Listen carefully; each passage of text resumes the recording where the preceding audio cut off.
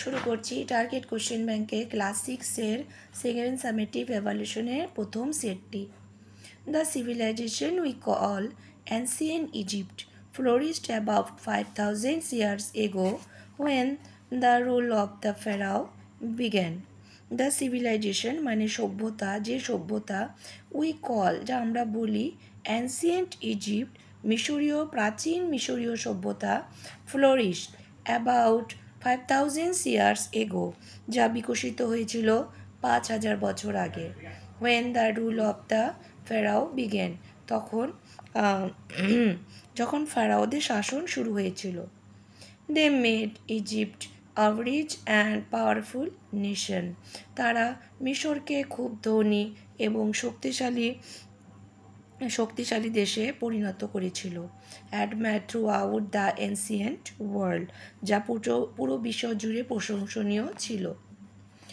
They also ordered তারা আদেশ দিয়েছিল যে the building of great temple বড় মন্দির অ্যান্ড এলাবোরেট টম্বস এবং বিস্তারিত সমাধিসৌধ ফর দেমসেলফ তাদের জন্য তৈরি করতে। দ্য ইজিপশিয়ান মানে মিশরীয় মানুষরা বিলিভ দ্যাট বিশ্বাস করত যে অল ফেরাও প্রতিটি ফেরাওরা ছিল ওয়ার গড কিংস ভগবানের রাজা।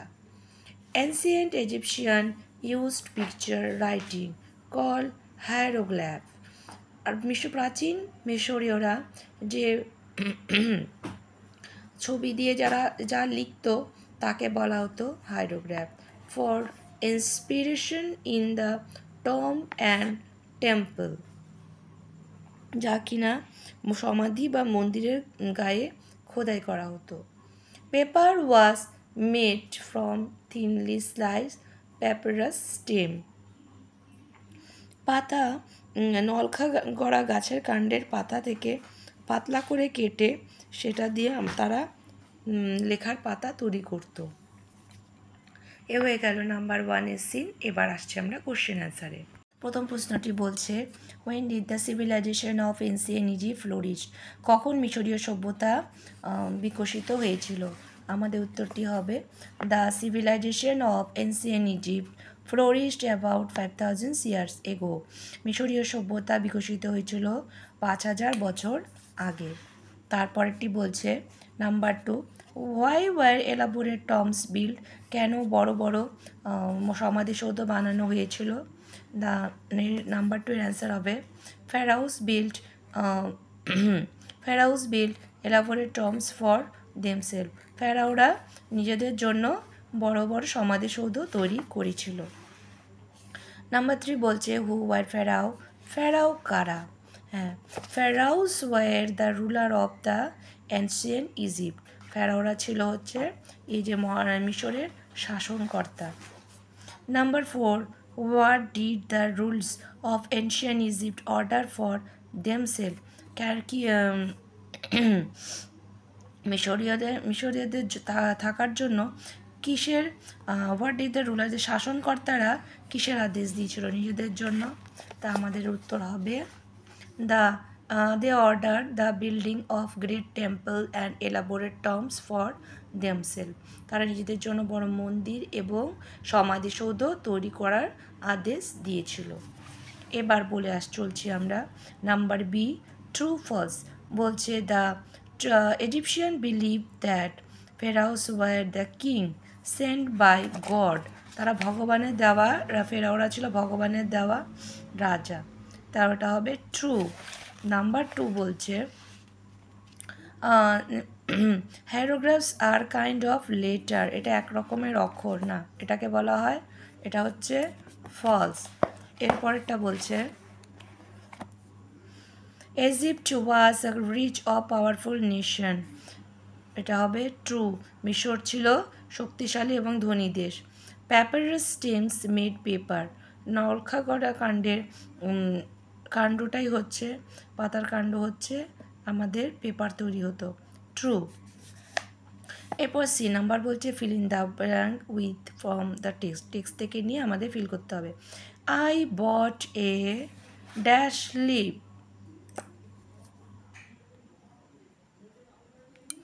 ড্যাশ লোভ তাহলে এটা হবে থিনলি স্লাইসড। নাম্বার 2 বলছে land of pharaoh is a nice nation. তারপরে নাম্বার 3 হবে ancient Egyptian used picture writing and call hieroglyphs. হয়ে গেল আমাদের সিনের পোর্শন। এরপরে আসছি আমরা আনসিনে। বলছে রাহমত ওয়াজ এ হকার। রাহমত ছিল একজন হকার। হি বা ফেরিওয়ালা। He came to Kolkata from Afghanistan. তিনি আফগানিস্তান থেকে কলকাতা এসেছিলেন।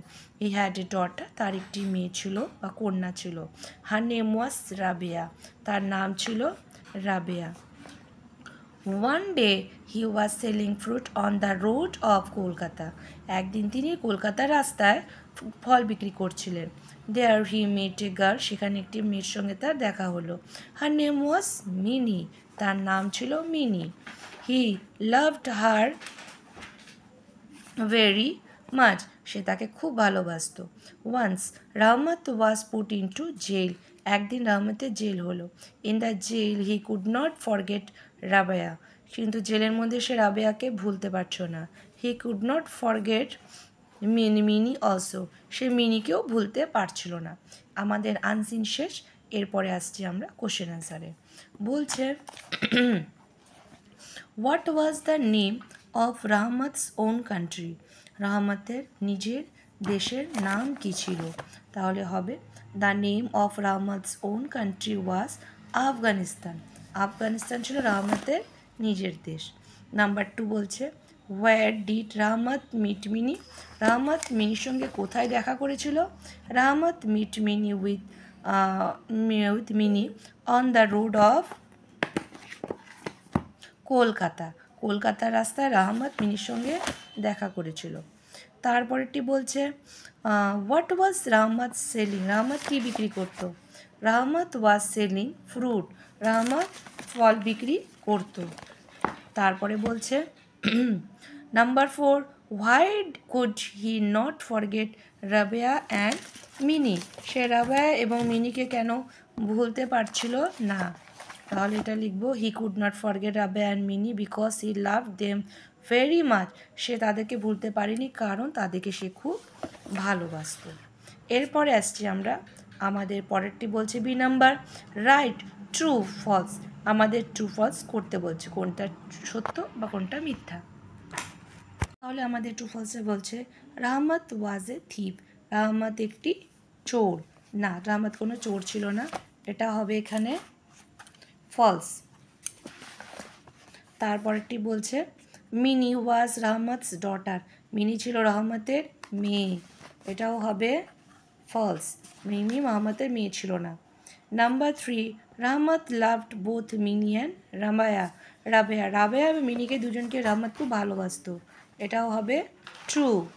তারপরেরটি হবে হচ্ছে Rahmat and Mini lived in the same country. একই দেশে রাবেয়া আর মিনি থাকতো না, দুজনে আলাদা জায়গা। এটা হবে ফলস। তারপরটি বলছে in the J Rahman remember Rabeya only. জেলের মধ্যে একমাত্র রাবেয়া আর আহমদ রাবেয়াকেই মনে করতো। এটা হবে এখানে ফলস। এরপরেরটি বলছে আমাদের number C write Bengali meaning of the following word. এই যে নিচের ওয়ার্ডগুলো দেওয়া আছে এ তোমাদের বাংলা শব্দ বলতে বলছে। তো এখানে হকার মানে ফেরিওয়ালা, ফরগেট মানে ভুলে যাওয়া হয়ে গেল। এরপরেরটি বলছে আমাদের গ্রামার অ্যান্ড ভোকাবুলারিতে চলে আসছি। Fill in the blank with correct form of the given verb in the bracket. ব্র্যাকেটে যা আছে তা আমাদেরকে সঠিক ভার্বটি লিখতে বলছে। She dash singing a song. এটা হবে she is singing a song. এ ওয়াজও লিখতে পারো, শি ওয়াজও হতে পারে। দে ড্যাশ এখানে আছে go to the playground yesterday. তো ইয়েস্টারডে মানে গতকাল গিয়েছিল হবে। তাহলে গো এর পাস্ট ফর্ম হচ্ছে আমাদের ওয়েন্ট। নাম্বার 3 বলছে Basu dash this work well. Basu তার কাজটি ঠিক মতন করে। তাহলে কি হবে বাসু ইজ ডুইং। এরপরেরটি বলছে বি নাম্বারে feel in the blank with appropriate article and preposition. My grandmother is reading dash Gita. দেখো গীতা একটি বইয়ের নাম, সেই জন্য এখানে আর্টিকেলের ক্ষেত্রে আমরা লিখব দা, নির্দিষ্ট করে বলা হয়েছে, সেই জন্য এখানে আমরা গীতা লিখব। গীতা, মহাভারত, রামায়ণ যা থাকবে আমরা দাই দিব। The frog jump dash the well, কী করলো, কুয়োর মধ্যে ফ্রগটি জাম্প করলো। মধ্যে ইনটু, যেহেতু মাঝখানে করলো সেই জন্য হবে এটা ইনটু। নাম্বার সি বলছে the story book is dash written, কি বলছে, the story book is here written, well written হবে না অ্যাওয়ে রিটেন, এখানে হবে ওয়েল রিটেন, মানে ভালো করে লেখা। এরপরেরটি বলছে আমাদের এরপরে বলছে change the gender of the following word, এখানে জেন্ডার ওয়াইফ কী হবে, অ্যাক্টর, হিরো আর গ্র্যান্ডফাদার। তো চলো দেখে নেওয়া যাক। তো এখানে হবে wife, husband, hero, heroine, actor, actress, grandfather, grandmother. হয়ে গেল আমাদের এই প্যাসেজটা, শেষ হয়ে গেল। নাম্বার ওয়ানে যে কোশ্চেন অ্যান্সারের পোর্শনটি ছিল, এই পোর্শন আমাদের আপাতত শেষ। এরপরে নেক্সট আমরা সেটে পরের দিন দেখাবো কি আছে।